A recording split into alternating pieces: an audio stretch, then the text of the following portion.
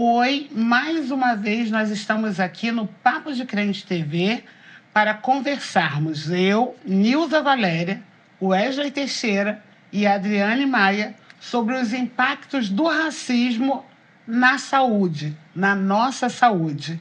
Antes de começar, vamos à nossa vinheta.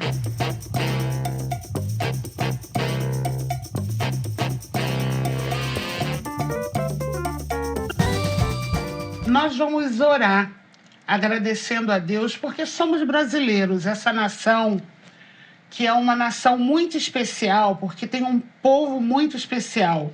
Nós somos um povo misturado. O que significa sermos um povo misturado? É um povo onde a expressão de Deus se manifesta de muitas maneiras, com pessoas negras, pessoas indígenas. Nós temos aqui no Brasil uma riqueza muito grande. E sobre essa riqueza, é por conta dessa riqueza que o nosso povo tem características muito especiais. A gente tem uma alegria, apesar de alguns sofrimentos que nós vamos enumerar aqui. Mas, antes de falar de sofrimento, nós vamos agradecer a Deus, porque nós nascemos no Brasil e somos brasileiros à imagem de Deus. Oremos. Deus, muito obrigado. Muito obrigado porque o Senhor nos deu a vida. Amém. E o Senhor nos fez a sua imagem e semelhança. E o Senhor não faz acepção de pessoas. O Senhor não olha a aparência, mas o Senhor olha o nosso coração. Que nós possamos entender que somos irmãos e que ninguém venha se achar superior ao outro, mas como o Senhor nos ensinou, que a gente considere sempre o outro até superior a nós, para que a gente possa estar a serviço do reino. Deus, nós te pedimos, Senhor, por todas as expressões de sofrimento. O racismo, ele é pecado e ele se expressa muitas vezes na falta de casa, na falta de alimentação, na falta de um emprego. E nós cremos, Senhor, que o Senhor é um Deus que nos ajuda a superar tudo isso, Senhor. Só sabe das nossas necessidades, abre a porta de emprego para aquele que precisa. Livra, Senhor, os filhos, Senhor, das tuas servas que muitas vezes estão num caminho errado. Senhor, trabalha na nossa vida para que a gente possa ter mais conhecimento. A tua palavra nos ensina, Senhor, que muitas vezes nós erramos por não conhecer e nós queremos cada vez mais aprender, Senhor. É por isso que nós oramos para que os jovens possam ter sonhos de entrar na universidade, sonhos de uma vida melhor. Deus, nós choramos e pedimos, Senhor, que assim como o povo de Israel saiu da escravidão e o Senhor foi com ele, Senhor, e o guiou para um lugar melhor. No Brasil nós também vivemos isso, Senhor. E eu espero que as consequências da escravidão não sejam correntes, mas que elas sejam rompidas pela libertação que o Senhor nos dá e que a gente possa sonhar com dias melhores para toda a população de forma igual, porque a igualdade, a justiça foi o Senhor que nos ensinou. Todos nós diante de Ti somos pecadores e todos nós somos redimidos e arrependidos a partir de crer no Teu nome e pelo que o Senhor fez por nós. Em nome de Jesus, amém. Amém. Dia 13 de maio é considerado o dia da libertação dos escravos. Como é que é essa história? Primeiro chegaram aqui os portugueses. Já estava nessa terra o povo originário, os indígenas que aqui viviam. Os portugueses chegaram, colonizaram a nossa terra e, a fim de que produzissem, trouxeram o povo negro escravizado de África para cá. E foi uma das escravidões mais longas do mundo. Foram 400 anos praticamente, em que o povo negro, o povo preto, viveu oprimido, escravizado, sem liberdades, sem direitos, sem garantias de nada. Era o povo que nascia para trabalhar. Nascia para trabalhar, sofria se o trabalho não era considerado adequado. Se o trabalho não era considerado adequado, esse povo, e eu, quando digo esse povo, eu faço uma menção de que eu sou descendente desse povo, ele era penalizado. O mundo muda, as relações comerciais no mundo passam a mudar. A Inglaterra, então, uma grande potência, exerce a sua influência e determina que o tráfico de escravos será interrompido. Não resta muita opção a países como o Brasil, lembrando que a escravidão era uma realidade na América, nos países do continente americano. A alternativa que resta ao Brasil, então, é ceder e interromper o tráfico e interromper a escravização das pessoas negras. O último país a fazer isso. O último país a fazer isso, numa escravidão das mais longas da história. E, nesse meio tempo, a gente poderia contar muitas histórias, as leis, como a lei do sexagenário, antes de vir a abolição, ou a lei do ventre livre. A gente tem muitas histórias que muitas vezes foram romantizadas nos nossos livros didáticos, romantizadas através das novelas. Quem não viu Escravizaura? E a gente foi criando um ideal de uma escravidão suave, quando de suave não tinha nada. Porque toda vez que um ser humano é oprimido, toda vez que um ser humano é castigado, não resta suavidade. Ele deixa de expressar essa imagem de Deus que a gente mencionou no início e que o Wesley destacou na oração dele. Mas o fato é que, com a libertação dos escravos, essa população negra, ela se vê da noite para o dia completamente desamparada. Ela é libertada, mas ela não é compensada. Então, da noite para o dia, a gente tem uma imensa massa negra que não tinha casa, não tinha comida, não tinha trabalho. Não tinha terra. Não tinha terra, não tinha nada. E os efeitos disso, esse fato que foi em 1888, os efeitos disso a gente vê até hoje, com a população negra desse país tendo os piores índices de desenvolvimento.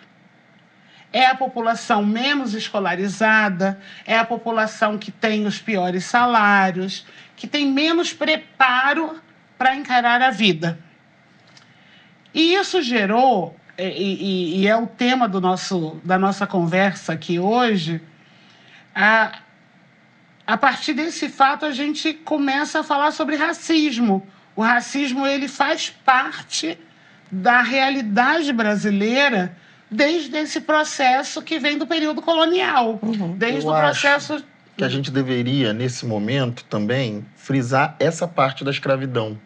Que a gente passa por ela e, às vezes, a sensação que eu tenho no Brasil é como se fosse algo muito distante e que, a partir dali, algo começou. Mas é algo tão próximo. Sim, a gente está falando de 138 anos, né? Isso, 136 anos. E isso é muito perto, assim. E a escravidão foi brutal. Não era só um trabalho escravo, você não era ser humano, o abuso sexual, era a tortura física. E quero comparar e começar aqui, porque antes de falar do racismo, a gente tem um Deus que condena a escravidão, né? Então, o livro de Êxodo, no capítulo 3, no versículo 7, Deus diz assim, olha, e disse o Senhor, tenho visto atentamente a aflição do meu povo que está no Egito e tenho ouvido o seu clamor por conta dos seus opressores. Por isso, vim livrar-os. Então, o que você vai ter aqui? Um Deus se posicionando contra a escravidão. Sim, e quando essa história do Êxodo é muito curiosa, porque quando o povo que estava ali cativo no Egito e é libertado, ele é libertado com reparação. Exatamente. Ele é libertado com reparação. Deus separa... Uma terra, utensílios, sim, animais. Aqueles trabalhadores escravizados, ou melhor, aqueles escravizados... não saem de mão vazia. Eles não saem de mão vazia. Diferente do processo de libertação dos escravos brasileiros, onde todo mundo saiu com a mão vazia. Isso. Saiu sem absolutamente nada. E o cruel também, dentro do panorama histórico brasileiro, é que quando você tem, então, a interrupção do trabalho dessas pessoas escravizadas, as pessoas, os agricultores, os grandes latifundiários precisavam de mão de obra. Sim. E aí você tem a importação de italianos, de trabalhadores europeus, que foram patrocinados, que receberam auxílio. Sim, terra, os imigrantes receberam todo o incentivo para que viessem para o Brasil e fossem alocados nas fazendas como mão de obra qualificada. Exatamente. Onde eles recebiam para trabalhar. Recebiam e ganharam terra. E ganharam, espaço e haviam para políticas para receber esses imigrantes. E, ao mesmo tempo, leis que eram com uma ideia pecaminosa, porque a ideia de matar, a ideia de exterminar é a população que tinha acabado de sair da escravidão, a população negra. Então, lei que não permitia vacina, né? A gente vai falar sobre saúde, mas as crianças negras, elas não podiam estudar porque a escola era só para crianças que eram vacinadas. Então, as nossas crianças não podiam ser vacinadas.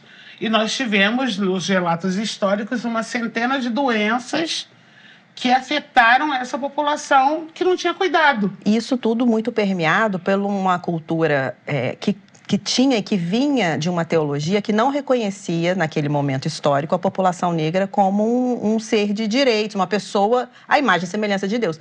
Coisa que, graças a Deus, hoje em dia, dentro das nossas igrejas, das nossas comunidades cristãs, né, católico, evangélico, ninguém mais não reconhece essa obviedade de que todos somos irmãos em imagem e semelhança do Senhor. E aí, passando para você de novo, é isso. Assim, acho que aí nasce, depois da escravidão, o racismo no Brasil, né? Que é essa quebra da ideia de que todos são a imagem e semelhança de Deus, né? Eu até anotei aqui a expressão no latim imago Dei, essa ideia de que todos nós somos a imagem de Deus. E se todos nós somos a imagem de Deus, também somos dignos, temos dignidade por isso.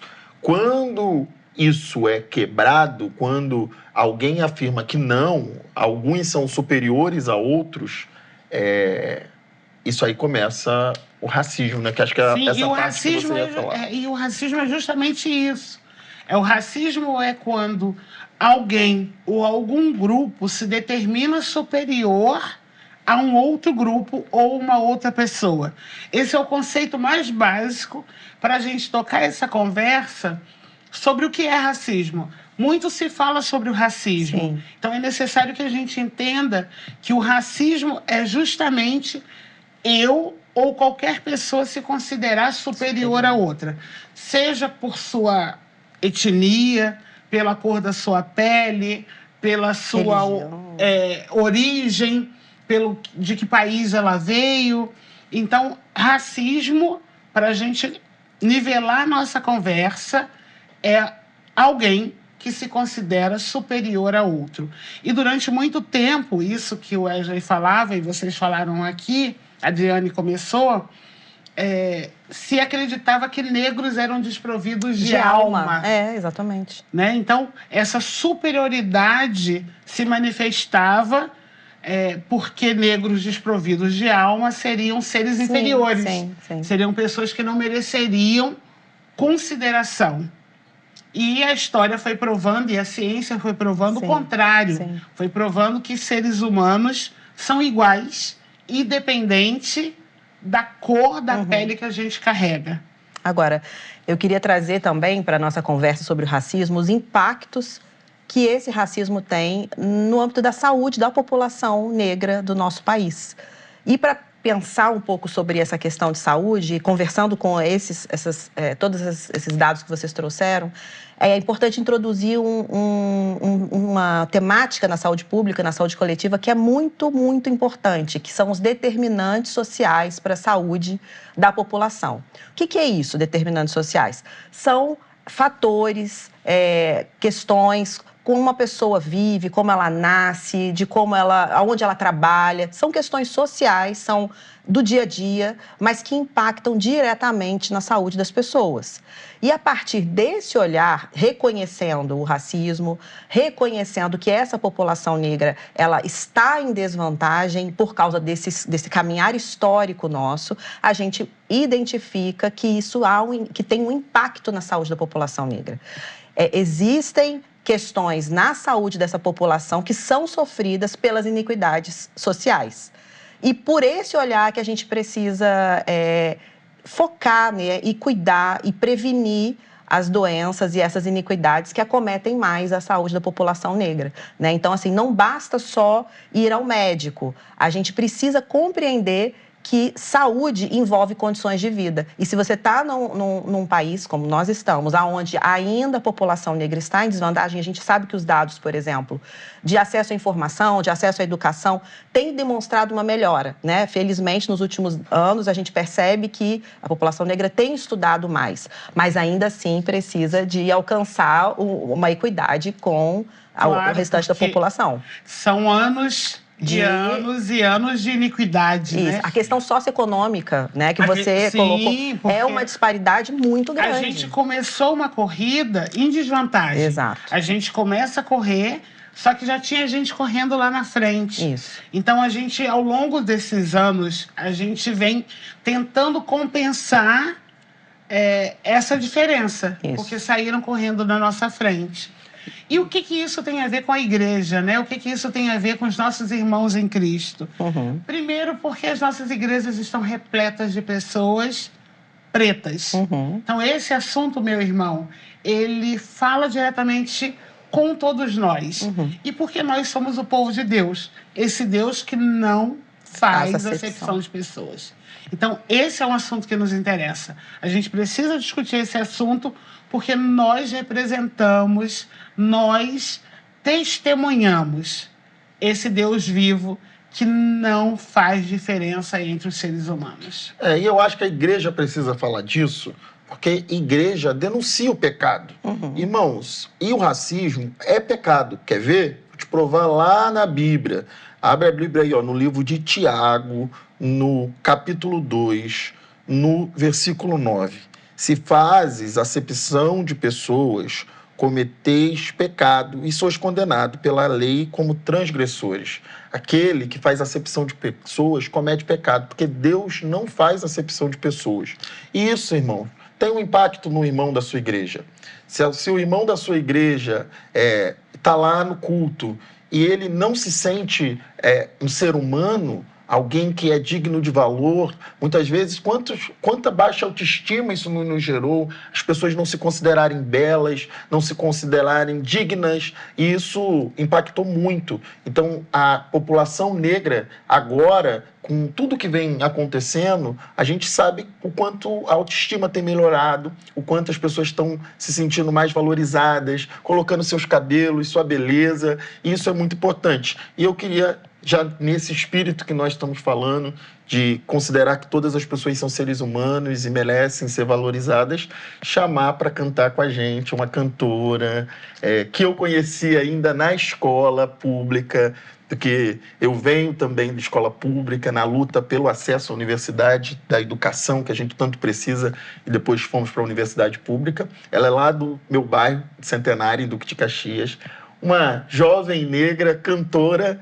Júlia Gomes, canta pra gente. Oi, gente, é um prazer estar aqui com vocês. Quero agradecer ao Wesley, a Adriane, a Valéria.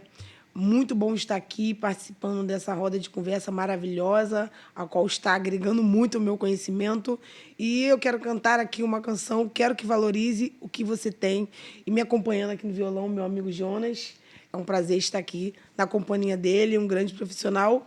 E aonde você estiver, que você tenha reforçado na sua mente de que você tem um valor, porque o Espírito Santo ele se move em você. Então receba aí essa canção para alegrar o seu coração.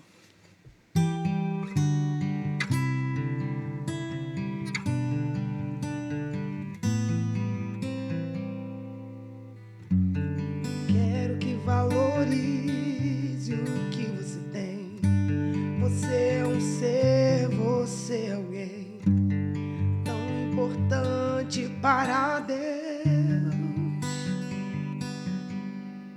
Chega de ficar sofrendo angústia e dor nesse seu complexo inferior, dizendo às vezes que não é ninguém. Escute isso.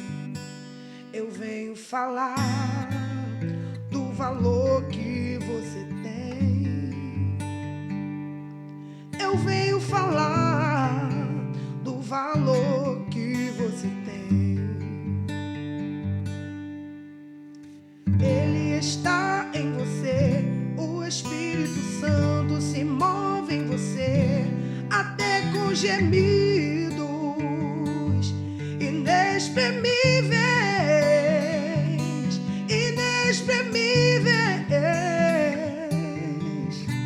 Aí você pode então perceber que para Ele há algo importante em você.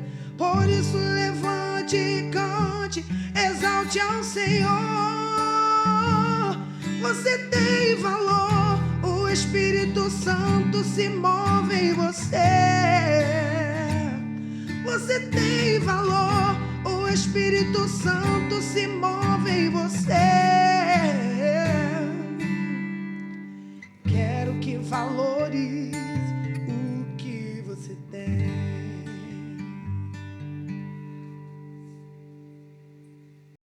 Muito obrigada, Júlia. Foi incrível termos você cantando aqui com a gente. Eu quero que valorize o que você tem. E isso fala muito sobre o que a gente está conversando. Você é um ser, você é alguém tão importante para Deus. Nada de ficar sofrendo angústia e dor. Eu acho, Júlia, que eu vou cantar com você da próxima vez. Com esse complexo inferior. Dizendo às vezes que não é ninguém. Então, esse é o sentimento que boa parte da população negra experimenta em algum momento na vida. Uhum.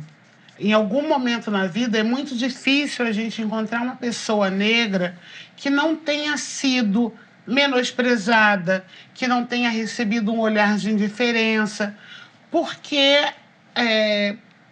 esse pensamento de seres inferiores, infelizmente, permeia o pensamento de muitas pessoas. Permeia o pensamento do empregador, que acha que essa pessoa negra que trabalha para ela, enfim, poderia ser tratado como um escravo de fato.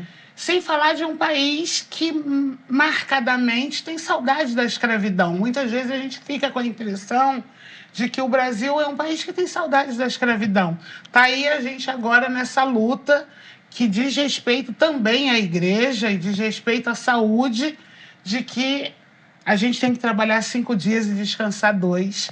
Por isso nos posicionamos contra a escala 6x1, onde não sobra tempo para se cuidar da família, para se cuidar da saúde, para estar junto com os irmãos e frequentar os cultos com alegria, as atividades da igreja. Então, as coisas estão muito relacionadas. E muita gente sofre. A gente vai falar mais do racismo e dos impactos que isso tem na estrutura, nos dados, na moradia. Mas também muita gente sofre isso no cotidiano, o preconceito, né? Então, é aquela fala que não é... O racismo não é só isso. Isso é uma parte, que é o preconceito. A fala de que você é um macaco, ou quando você... a gente tá vendo isso no futebol. No futebol. A gente vê isso no futebol. Quando você entra numa determinada loja, e quem não viveu a experiência de ser seguido dentro da loja? Então, todas essas experiências são parte... A lógica de que teu cabelo é ruim, é duro. Então, tudo isso são parte desse preconceito que nós sofremos. Agora, é isso, né? O preconceito é só a ponta do iceberg. O racismo tem muitas faces. E assim, quando a gente olha a partir do evangelho, essa temática, eu fico assim impressionada como ele dá respostas para essa questão do pecado do racismo, né? E como ele coloca para todos nós evangélicos esse desafio de lutar contra o racismo. A gente às vezes ouve assim, mas o pessoal é muito bobagem, é mimimi, reclama. Agora, o que a Bíblia nos instrui sobre escandalizar o nosso irmão, né? Se aquilo traz sofrimento, traz escândalo para o nosso irmão, a gente abre mão disso. Então, se isso para o meu irmão vai causar sofrimento, eu preciso vigiar para que ele para que eu não leve escândalo para a vida do meu irmão. Então, assim, para todo lugar que a gente olha, para a questão da igualdade, como Jesus nos vê, no tratamento entre os irmãos, né? Na questão do convívio na igreja, né? De não escandalizar o meu irmão, de não trazer sofrimento para ele. Por todo lado, eu vejo assim, a potência que tem o evangelho, né, na questão do combate ao pecado do racismo na nossa sociedade e o legado que nós precisamos carregar enquanto evangélicos para a população, né, no sentido de trazer essa boa nova para a população brasileira de que o racismo não é aceitável aos olhos de Jesus Cristo de Nazaré. Sim. E isso vocês falaram, né? O Wesley pontuou do que a gente tem visto no futebol, e eu tenho a impressão, como mulher negra, de que esse tema parece estar aparecendo mais. A gente está enfrentando mais casos, ou as pessoas estão tendo mais coragem de denunciar os preconceitos e as formas com que são tratadas. E isso é positivo. Sim, isso é muito positivo. Eu vi, inclusive, recentemente, uma pregação do pastor Genival Bento, um pregador muito conhecido, falando disso, de quando ele começou a pregar, as pessoas olharam e falaram: você não vai conseguir pregar, você é preto, pobre e analfabeto. E hoje ele é um pastor que prega para as nações. Então, o racismo, ele subestima a gente, né? E Deus faz ao contrário. Deus pega justamente esses que são os improváveis, aqueles que ninguém dá valor, e acaba exaltando esses, né? Então, eu acho que a gente está vivendo um momento desse, de aqueles que foram desvalorizados agora estão se mostrando, estão se reafirmando, e a sociedade está vendo. E eu falei de um pastor, né? O racismo me lembra um outro pastor que combateu muito o racismo, que é o Martin Luther King, né? Um pastor reconhecido no mundo todo. E eu gosto de uma frase do Martin Luther King, porque, para mim, um cristão nasce de novo. E nascer de novo é aprender, né?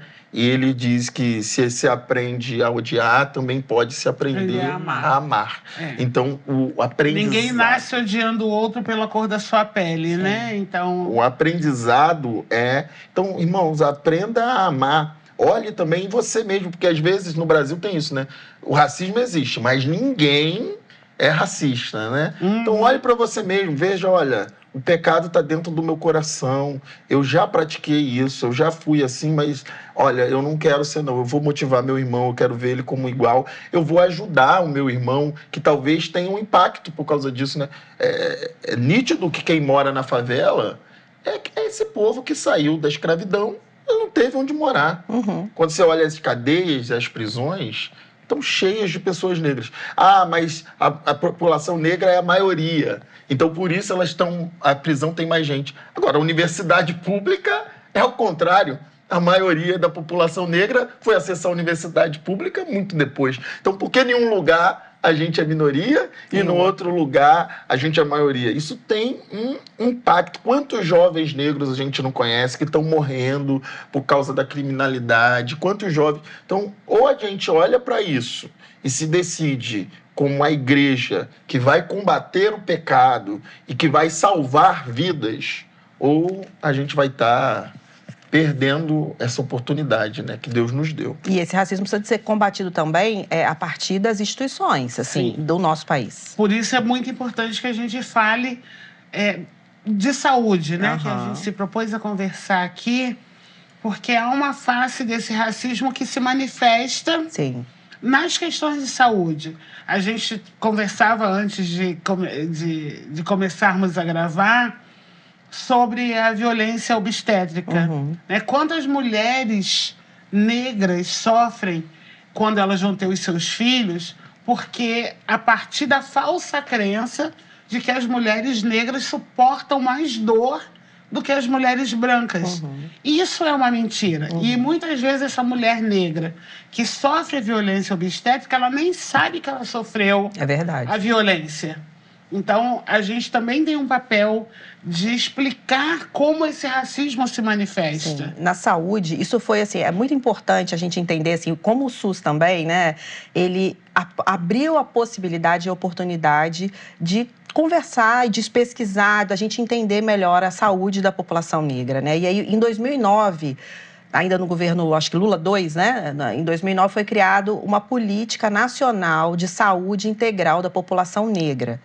Qual é o objetivo dessa política? O objetivo é exatamente pensar quais são as iniquidades, os determinantes sociais que estão presentes nessa população e que precisam ser combatidos. E, a partir disso, você tem hoje uma série de ações dentro do Sistema Único de Saúde que tem o objetivo de corrigir essas iniquidades.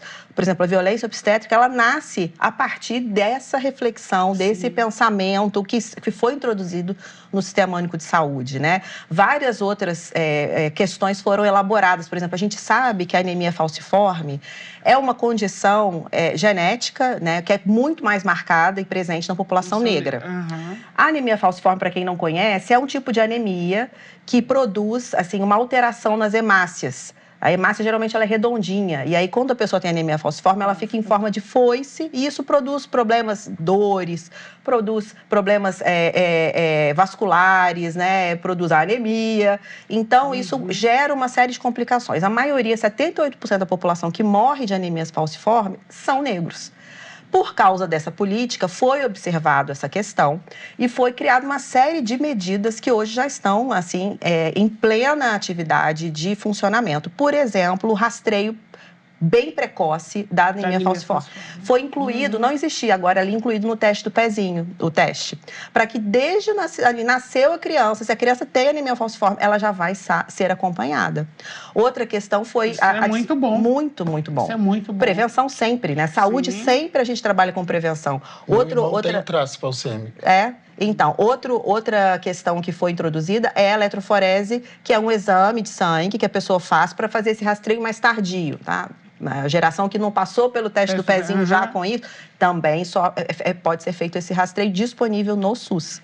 E aí, além disso, hoje há um esforço enorme para que a gente consiga fazer a transfusão de medula para curar, para tratar a questão da anemia falciforme. Então, as pessoas que são rastreadas, né, por diferentes formas dentro da unidade básica, elas são levadas, elas são encaminhadas para os centros hemodinâmicos, que cada estado tem um centro. Aqui no Rio, por exemplo, tem o Hemorrio. Uhum. E aí essas pessoas são acompanhadas, por exemplo, no Rio de Janeiro, pelo Hemorrio.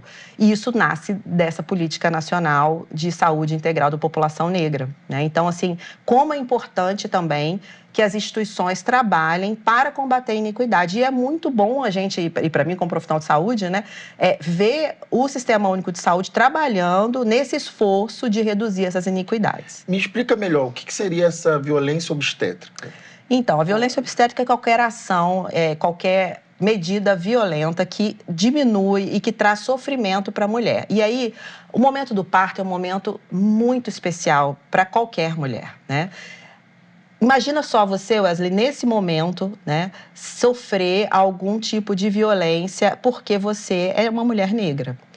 Aquilo que Valéria colocou é, de fato, um dado que é pesquisado largamente. A gente pode encontrar várias pesquisas no Instituto Fiocruz, por exemplo, tem várias pesquisas nessa área que demonstram que ela acontece muito entre as mulheres negras, por causa dessa percepção que Valéria trouxe de que a população acha, e os profissionais de saúde, infelizmente, acham muitas vezes que a mulher negra consegue suportar mais dor. Então, ela está lá tendo o parto, está reclamando de dor, mas o pessoal, ainda não está na hora da anestesia, pode esperar mais. E a mulher está ali sofrendo por uma série de questões que são causadas por causa desse viés racista. E isso também tem sido combatido no treinamento. Por causa da política, existe hoje um treinamento entre os profissionais de saúde do SUS para combater a violência obstétrica, que é tema, hoje em dia, graças a Deus, de vários congressos de obstetrícia. E se eu me recordo bem, graças a Deus, eu sou mãe de 2 filhos, não tenho memória de ter sofrido violência obstétrica. Agradeço muito a Deus por isso.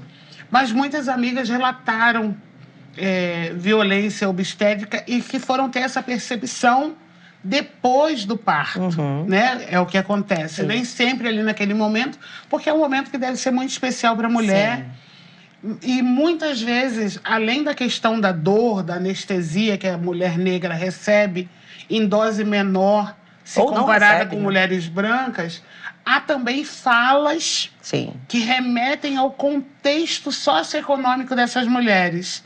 Então, elas, profissionais de saúde mal preparados, falam frases que causam desconforto nessas mulheres em função da sua condição socioeconômica ou do seu modo de vida.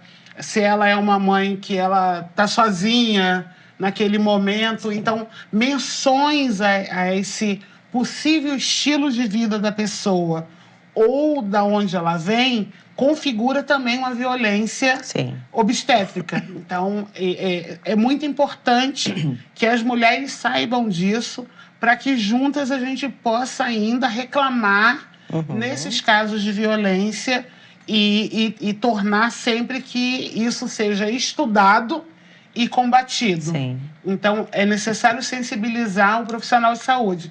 E aí, Adriane, isso me faz pensar da importância da gente ter profissionais de saúde negros. Verdade. Você deve morrer de orgulho, né, Valéria? Porque Eu sou mãe de um médico negro e sou muito orgulhosa por isso. Porque à medida que a gente aumentar o número de profissionais de saúde negros, a gente vai ter uma compreensão diferente sobre esse paciente negro. Sim. Pesquisadores negros, professores médicos negros. À medida que a gente for aumentando, e por isso as políticas de inclusão do jovem negro na universidade, profissionalizar esse jovem negro, ele é importantíssimo, porque a gente vai quebrando de forma profunda esses ciclos de iniquidade, esses ciclos racistas. Muitas vezes a gente não gosta de dar um nome, né? A gente fica criando eufemismos para falar de racismo, quando o termo certo é racismo, sim. É racismo, sim. Toda vez que um jovem negro é perseguido dentro do supermercado, e aí eu falo, quantas vezes eu entrei numa loja e as pessoas duvidaram da minha capacidade de poder comprar algo. Isso é uma atitude racista.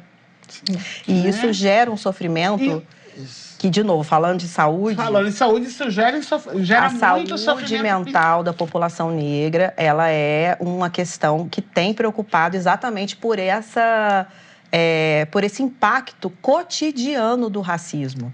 Porque, Wesley, nós negros é como se nós vivêssemos o tempo todo sob suspeição. Sim. Sim. E isso gera sofrimento. E eu queria reforçar aqui no texto bíblico que é importante que todo mundo se comprometa a combater o racismo. Amém. Não só as pessoas negras, mas toda a sociedade, né? E como a gente falou, é um novo nascimento, a gente precisa nascer de novo. Tem um texto que eu peguei aqui, que é 1 Coríntios, no capítulo 12, o versículo 13. Pois todos nós fomos batizados em um só Espírito, formando um só corpo, quer judeu, quer grego, quer escravo, quer livres, e a todos nós nos foi dado de beber de um só Espírito. Todos nós fomos batizados, todos nós temos a possibilidade de nascer de novo, de repensar os nossos atos. E nascer de novo é também repensar no entorno que está em você. Qual é essa mudança que você deve ser no mundo, né? E aqui fala que todos nós nos foi dado um espírito.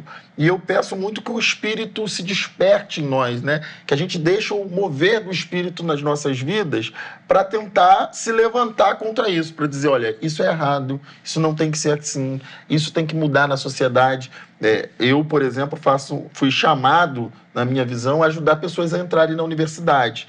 Tem 12 anos que a gente faz isso, ajudando jovens, e na sua maioria são jovens negros de periferia, estudantes de escola pública. As cotas foram fundamentais para isso. Sim. Tem pouquíssimos anos que nós temos a cotas, comparado a todos esses anos de universidade pública sem cotas. E como já impactou, né? Positivamente. Impacta muito. E as pessoas não sabem, elas falam coisas sem saber. As cotas não tiram mérito nenhum de ninguém. Quem pôde estudar nos melhores colégios, fazerem o cursinho, só estudar e não trabalhar, estudar sempre muito perto, dentro do próprio bairro, enquanto teve gente que teve que trabalhar e estudar ao mesmo tempo, não tem como pagar cursinho, muitas vezes não tem como pagar o material, nem a prova, a gente às vezes faz vaquinha para a pessoa pagar a prova.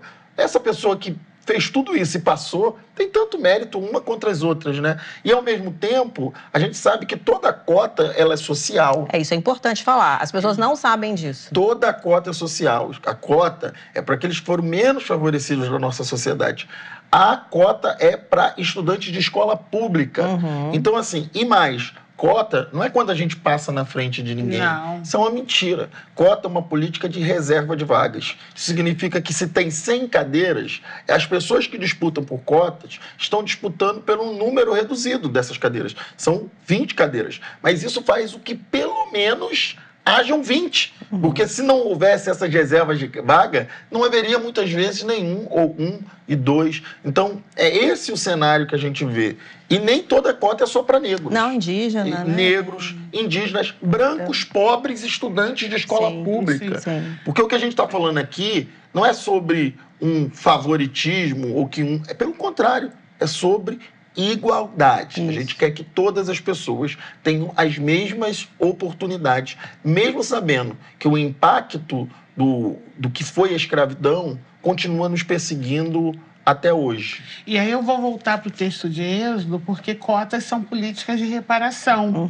E quando a gente vai lá para o texto e vê Deus determinando que havia reparação, Sim. e a gente teve um processo em que nós não tivemos reparação, a cota é uma reparação tardia para um processo, né, 100 e poucos anos depois, a gente estabelece uma reparação mínima para que nessa corrida onde uns saíram na frente, a gente tenha condições de correr em igualdade um do lado do outro. E quando que vai parar? Quando a gente tiver equidade, né? Quando a gente Quando houver equidade. Quando tiver equidade, porque não é uma política Permanente, criada para ser permanente. Sim. Ela é uma política provisória para garantir esse nivelamento. Isso. Estando todos nivelados, a gente mesmo vai lutar para que essa política termine e a gente siga caminhando em igualdade. Como vocês me falaram, toda essa reflexão me lembrou um louvor. Porque nós precisamos lembrar que, apesar de, isso, né, a saída do povo da escravidão, é esse processo de melhoria, e que Deus quer isso. Deus foi e tirou o povo. E que mesmo assim Faraó continuou perseguindo esse povo, né? Mas a gente sabe que no final Deus venceu. E eu acredito que também vai ser assim aqui no Brasil. Amém. No final, Deus vai vencer. Deus vai vencer cada vez que uma pessoa conseguir acesso à educação. Deus vai vencer toda vez que alguém no sistema de saúde for bem tratado. Deus vai vencer cada vez que alguém conseguir sua casa própria. Deus vai vencer cada vez que alguém conseguir uma oportunidade de emprego, de trabalho, assinar sua carteira. Deus vai vencer cada vez que um jovem sair do crime ou sair da prisão e ser convertido e transformado. Deus vai vencer quando a gente se olhar e falar, olha, nós somos lindos e lindas à imagem e semelhança de Deus. Então, eu quero chamar agora a Júlia novamente para cantar um louvor, um clássico do mundo gospel, da Shirley Carvalhais, que fala sobre isso, sobre essa saída da escravidão e a vitória de Deus. Amém.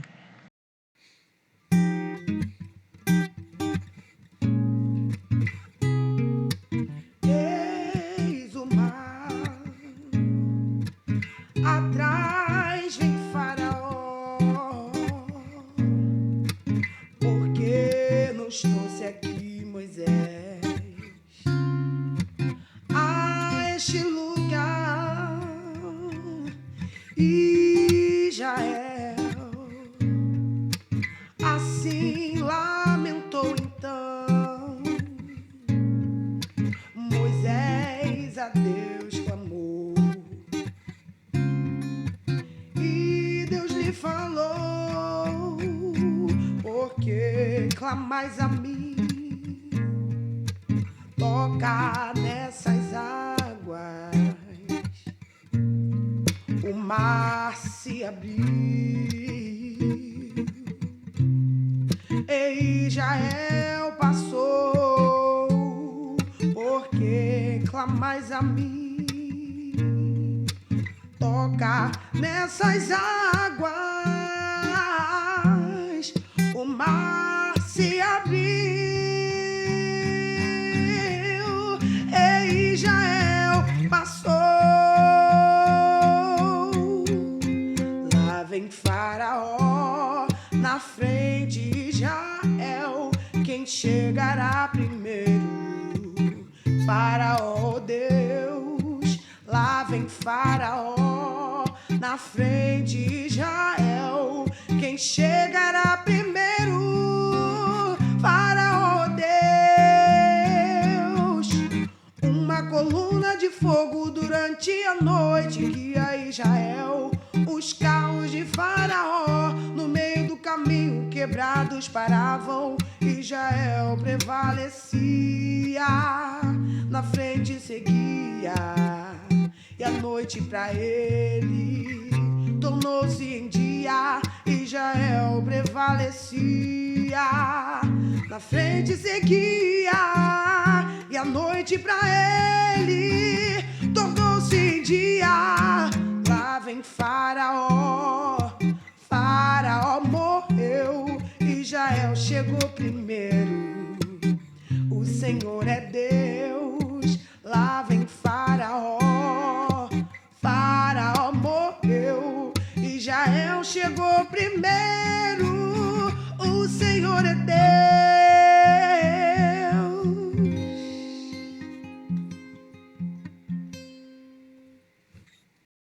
É isso aí, lá vem Faraó, na frente Israel, quem chegará primeiro? O Senhor, o Faraó, o Deus. Eu lembro dessa na consagração. Minha avó era Clássico, né?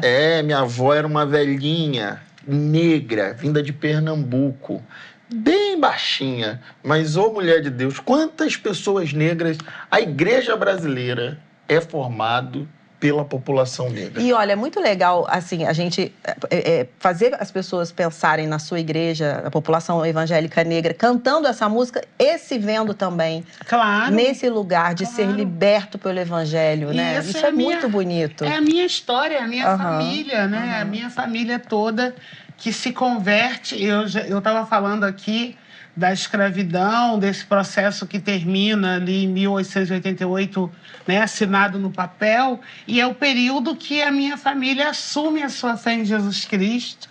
E desde então, essa fé foi transformando as nossas relações, foi transformando o nosso acesso à educação, foi transformando o nosso acesso à cultura. Mas eu quero fazer um protesto. Da próxima vez que a Júlia vier, não é um protesto, é só um reclamo.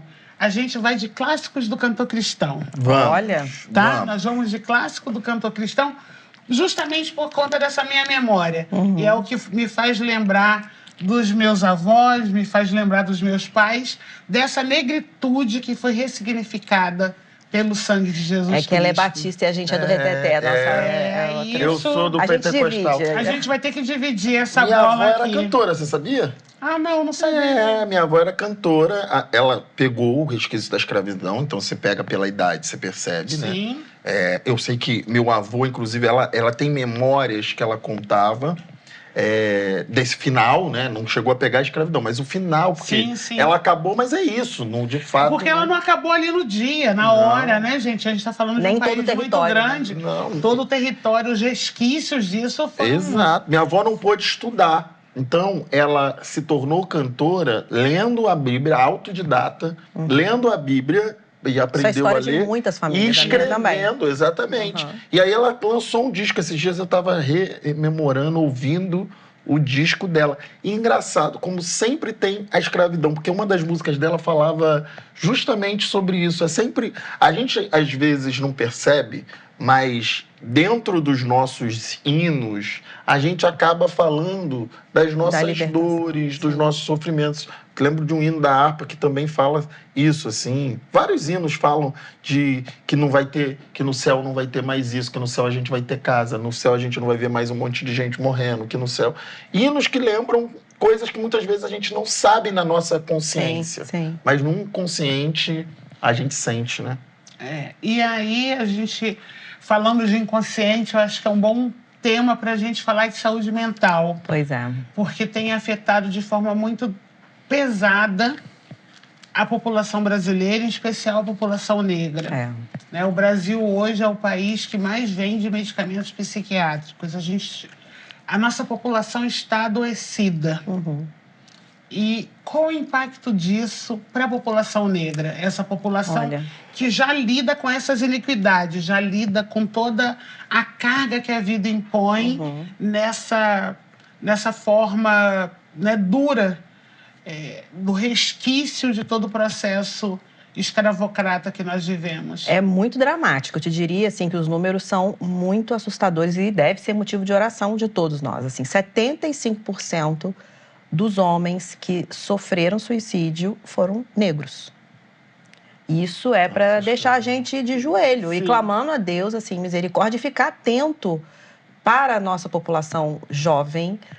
Jovens negros precisam do cuidado do país, né, institucionalmente falando, e das igrejas, desse olhar, porque entre a população, entre os homens negros, entre os homens em geral, 75% desses homens que morreram em virtude de suicídio, que é uma doença extrema, doença mental extrema, né, que leva a essa situação dramática, eram homens negros. Então, a gente precisa falar de saúde mental para a população negra. E aí, em especial, eu gostaria de trazer a questão da juventude e dos homens, que estão em maior vulnerabilidade. Então, é muito importante a gente trazer realmente essa reflexão para todos os ambientes, né? Para todos os ambientes que a gente pode influenciar. E alguns casos extremos vão parar na rua. Sim, a gente vê muitas pessoas com saúde mental prejudicada nas ruas. Muitas vezes as drogas aparecem como uma solução. Sim. Então, o alcoolismo, o uso de drogas. Então, a igreja tem um papel muito fundamental nesse acolhimento, né? Sim. E assim, pensando nesses determinantes de saúde também, que você colocou, Valéria, assim, a gente precisa ficar atento em algumas outras doenças que eu queria trazer para os nossos ouvintes aí, para quem está assistindo a gente, e que precisa ficar atento, né, na nossa população negra em especial, para todo mundo, mas na população em especial negra. A hipertensão. Né? Eu vou ticando o que eu tenho. Mas você cuida, que eu sei. Cuido A direitinho. hipertensão, ela tem acometido mais também a população negra. E isso em virtude dos determinantes sociais. A gente sabe que a hipertensão, ela é causada, por exemplo, por excesso de peso, a falta de atividade física, né, a questão do estresse. E a gente tem uma população mais sujeita ao trabalho que não tem condições dignas de trabalho, ao excesso de trabalho, que não tem acesso a uma alimentação adequada, que não tem tempo para fazer uma atividade física, obviamente ele vai ter mais hipertensão. Então a gente precisa desse olhar, né? Outra questão que eu gostaria de trazer como alerta, né? O estresse. O trem lotado, chega em casa, tiro no entorno de casa. Aquilo vai deixando você... Exatamente. Os picos hipertensivos, né? Por isso. Outra doença que eu também gostaria de deixar como alerta é o diabetes. Eu não queria marcar de novo. Do tipo 2. Que é exatamente o diabetes... mas você cuida, graças a Deus, a gente sabe. O diabetes do tipo 2 é aquele que... Pela sua saúde. Preciso. Vou orar por você também, que está aí, com a sua saúde, passando por isso.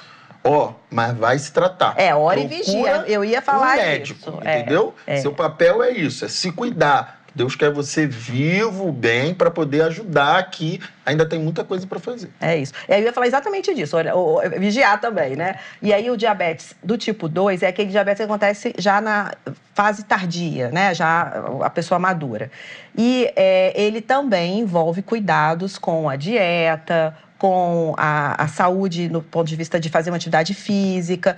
De novo, questões que são difíceis. Por exemplo, para um jovem negro que tem que estudar, trabalhar... Que horas que ele faz atividade física? Pega um ônibus, demora... Então, assim, a gente precisa desse cuidado também. Agora, se você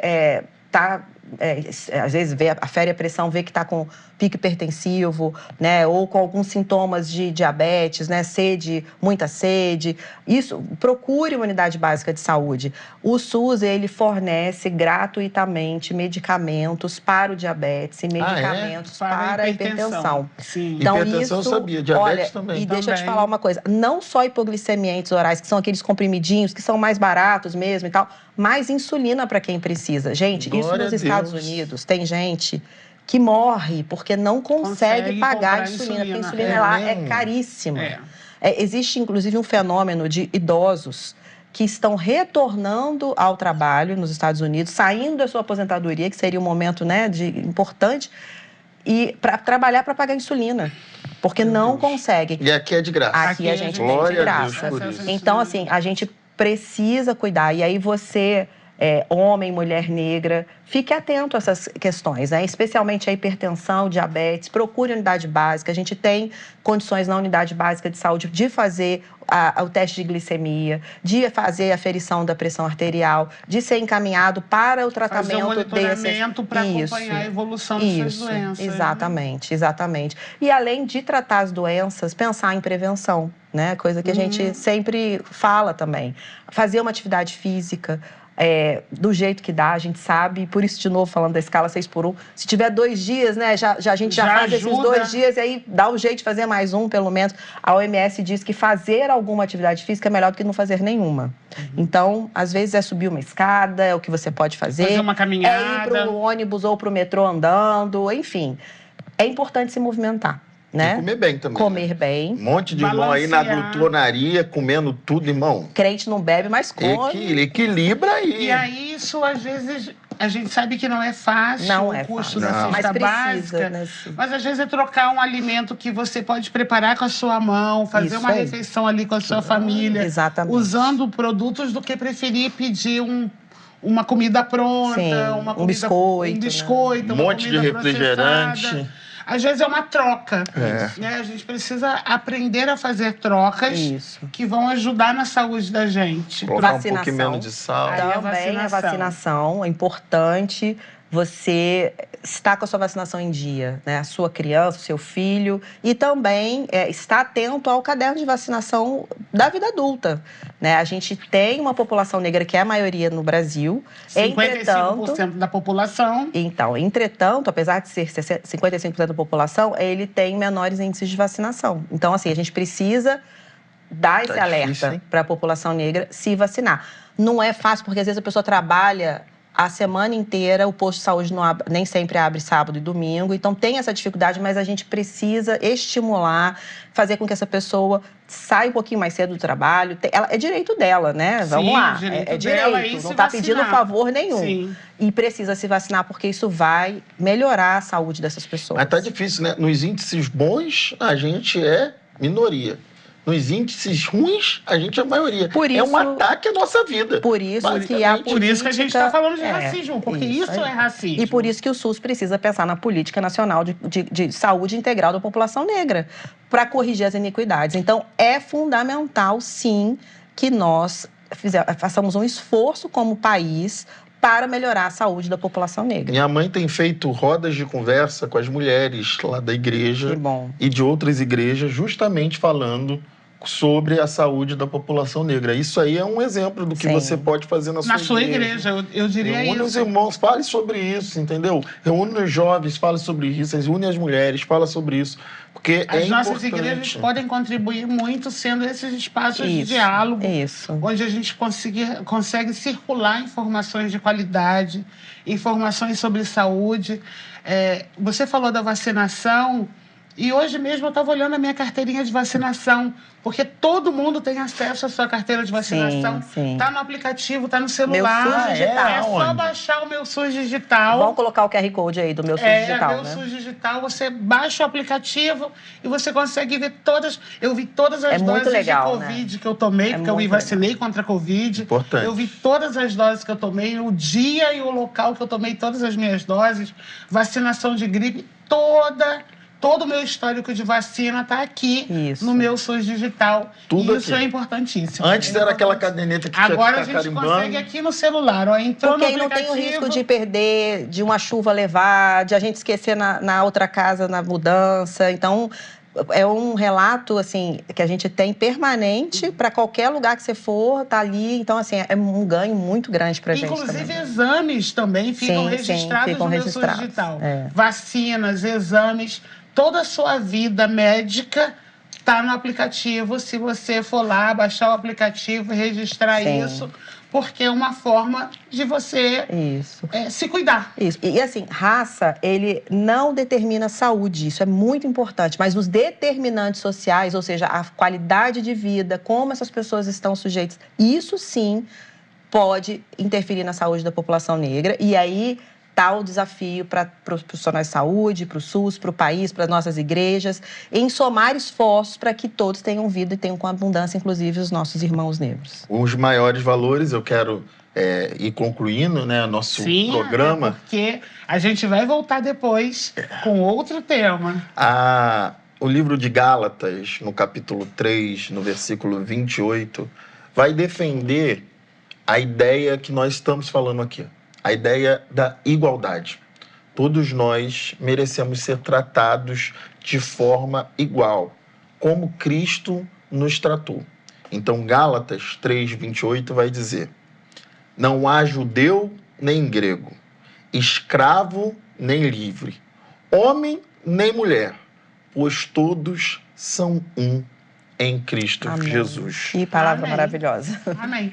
E vamos terminar esse programa ouvindo mais uma vez a Júlia, essa belíssima cantora com uma belíssima voz, porque Deus é muito bom. Amém. Amém.